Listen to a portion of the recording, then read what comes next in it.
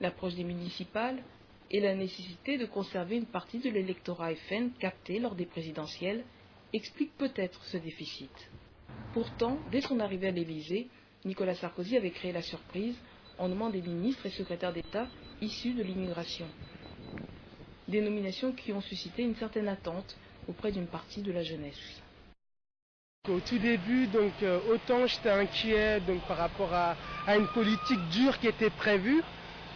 Maintenant, quand je vois tout ce qui a été fait depuis son élection, le gouvernement qui a été mis en place, le fait de prendre des gens issus des quartiers difficiles, moi je trouve que c'est une bonne chose. Il y a aussi la discrimination positive, même si ce n'est pas la solution idéale, au moins c'est déjà un petit pas de fait par rapport aux autres gouvernements. J'ai plus l'impression que c'est l'image qui compte plus qu'autre chose et que finalement le gouvernement ne tient qu'à une seule personne, à savoir le président.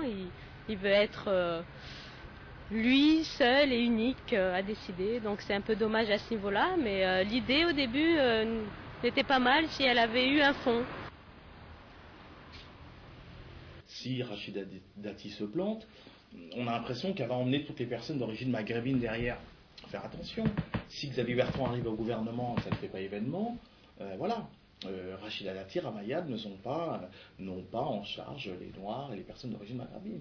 Ils ont les clés avec les autres du destin de la France. Par contre, je pense que c'est une très bonne chose, parce que la gauche en a beaucoup discouru, on a beaucoup fait, mais on est souvent à des places assignées, subalternes, annexes, alibi, mais pas à des places de responsabilité. Et je pense que si Sarkozy, pour ne pas le nommer, avait demandé à l'opinion publique ou à l'opinion de son parti politique, je dis vite fait, je ne connais pas l'UMP, mais je suis sûr qu'on leur aurait dit non, la France n'est pas prête, le parti n'est pas prêt, il a demandé à personne, il a fait.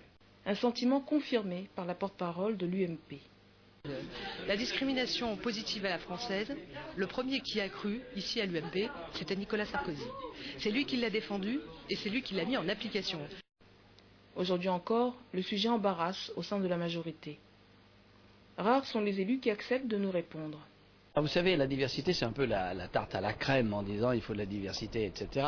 Sur les critères ethniques, pour moi, ce serait inacceptable, je vous le dis, et ça serait injuste. En revanche, aider... Même si on sait qu'il y a une grande part de discrimination qui est basée sur des critères ethniques. Oui. La discrimination positive, elle existe dans ce pays depuis des lustres, lorsqu'on donne notamment des bourses à des gens qui sont pas dans une situation de fortune personnelle pour faire des études. Là, j'approuve. En revanche,